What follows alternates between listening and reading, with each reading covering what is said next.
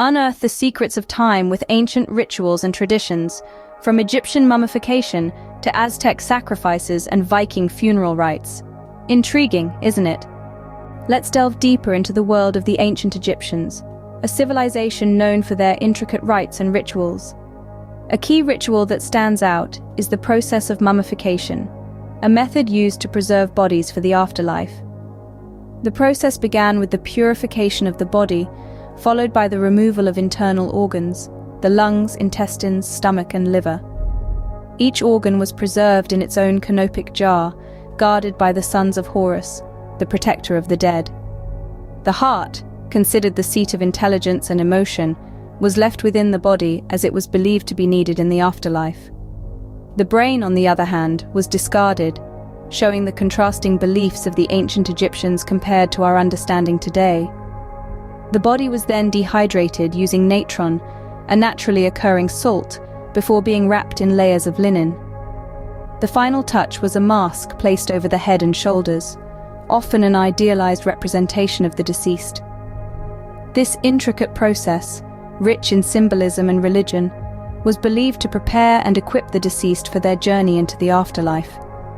It's a fascinating glimpse into the beliefs and customs of one of history's most intriguing civilizations, the brutality and beauty, Aztec sacrifices. From the sands of Egypt, we now travel across the Atlantic to Central America, home to the mighty Aztec Empire. As we peel back the layers of this civilization, we encounter a practice that was as horrifying as it was fascinating: the ritual of human sacrifice. Believing that the gods required nourishment in the form of human hearts, the Aztecs conducted these sacrifices on a grand scale. The victim, often a captured warrior, would be led up the steps of the towering pyramid-like temples. At the summit, a priest would lay the victim on a stone altar, and with a swift stroke of an obsidian blade, the victim's heart would be removed and held up to the sky in a dramatic offering to the gods. Though brutal, this ritual was integral to the Aztecs' belief system. They believed these sacrifices ensured the sun would rise each day and the world would keep turning. It was a high price to pay, but in their eyes, necessary for the survival of their world.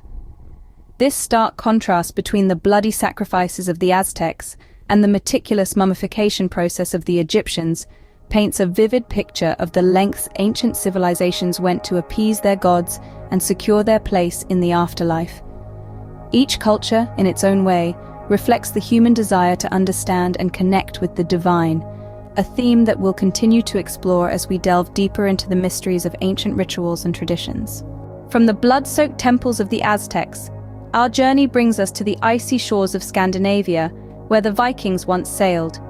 Here we encounter a ritual that is as evocative as it is poignant: the Viking funeral rites.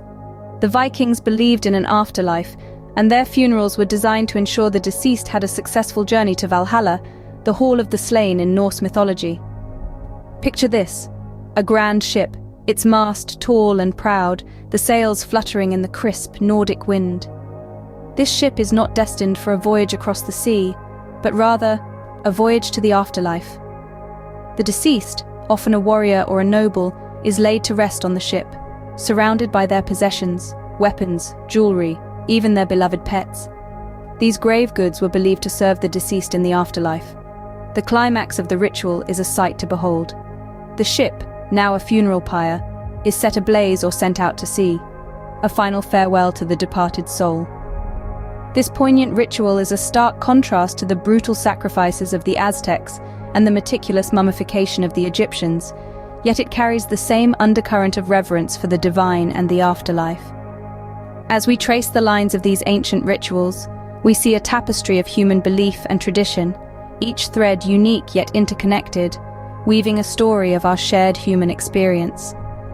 Join us as we continue to unravel the mysteries of ancient rituals and traditions in our next segment: Greek Oracle of Delphi.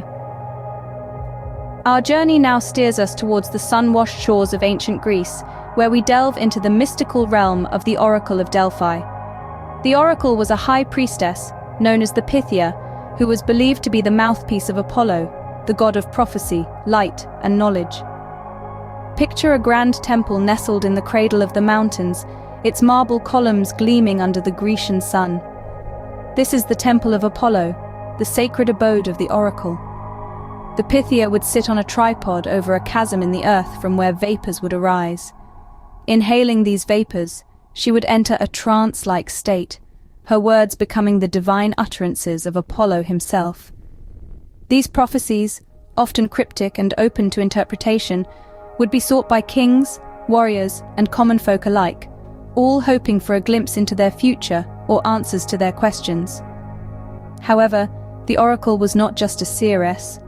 She played a pivotal role in the religious and political life of ancient Greece, her prophecies often influencing major decisions and shaping the course of history. From the grandeur of the Viking funeral rites, we move to the mystique of the Oracle of Delphi, another thread in the rich tapestry of ancient rituals and traditions. Our journey is not yet over. As we leave the sun-drenched shores of Greece, we continue to explore the fascinating world of ancient rituals. Stay tuned as we venture further into the past in our next segment, Roman Gladiatorial Games. As we journey further back in time, we now find ourselves in the heart of the Roman Empire, amidst the grandeur and spectacle of the gladiatorial games. Picture the Colosseum, a colossal amphitheater reverberating with the roar of a bloodthirsty crowd. Gladiators, often slaves or criminals, were pitted against each other, their destinies hanging on the edge of a sword. Their battles were not just a fight for survival, but a performance for the masses. Each clash of the swords, each drop of blood spilled was a testament to their bravery and skill, a spectacle of combat that held the crowd in its thrall. The victor, drenched in sweat and blood, would bask in the adulation of the crowd, his triumph a fleeting respite from the brutal reality of his existence. But the gladiatorial games were not just about blood and gore. They were an intricate part of Roman society, a reflection of its martial values and its thirst for entertainment. They were a means for emperors to curry favor with the masses, a stage for displaying Roman power and grandeur, and a brutal reminder of the consequences of defying the empire. From the cryptic prophecies of the Oracle of Delphi, we have now delved into the brutal spectacle of the Roman gladiatorial games. As each scene unfolds, we continue to unravel the complex tapestry of ancient rituals and traditions. But our journey does not end here. Stay tuned as we explore another chapter in our next segment. As we leave the bloody sands of the Roman Colosseum and journey across the Atlantic, we find ourselves in the heart of the ancient Mayan civilization. Here, a different kind of spectacle unfolds. The Mayan ball game, known as Pocatoc. Visualize a massive stone court, reverberating with the echoes of a rubber ball being fiercely struck. The players, adorned in protective gear, engage in a deadly competition, their lives often hanging in the balance. This was not just a game, it was a ritual, a religious ceremony, a matter of life and death. The objective was not merely to score points, but to keep the ball in constant motion, symbolizing the journey of the sun across the sky. The stakes were high. Failure did not just mean defeat, but often death.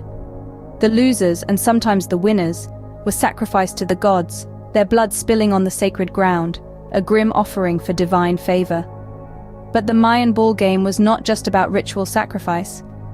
It was a celebration of skill and strategy, a testament to the players' agility and strength. The game played a crucial role in Mayan society, reflecting their cosmological beliefs and their understanding of life and death. From the brutal spectacle of the Roman gladiatorial games, we have now ventured into the deadly sport of the Mayan ball game.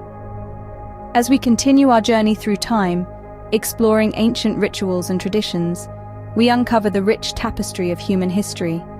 But our journey is far from over. Stay tuned as we delve deeper into the past in our next segment. As we leave the harsh stone courts of the Mayan civilization, we find ourselves whisked away to the serene spiritual realm of ancient China.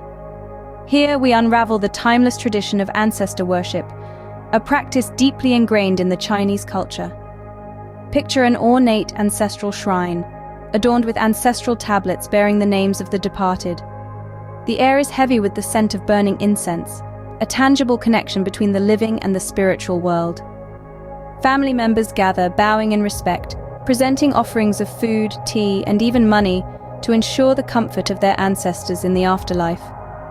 This ritual, steeped in reverence and respect, was not merely an act of remembrance. It was a testament to the Chinese belief in the continuity of life and death and the enduring bond between generations.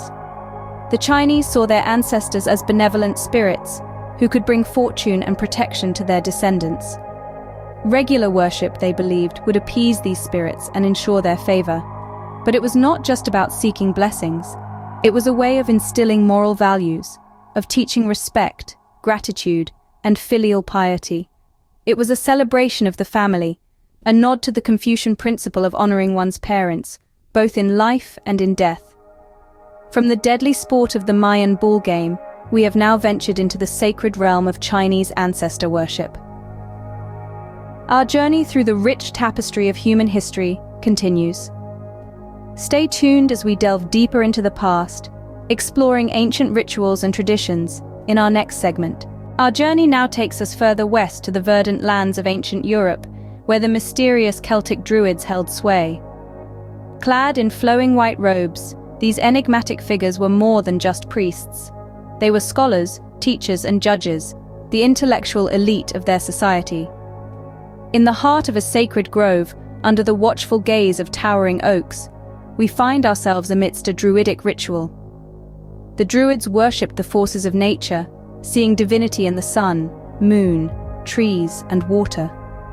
They believed in a multitude of gods and goddesses, each presiding over different aspects of life and nature. Their rituals often took place in the open air, in forests and by rivers, or within stone circles like the famous Stonehenge. They celebrated the cycles of the sun and moon, marking the solstices and equinoxes with grand ceremonies.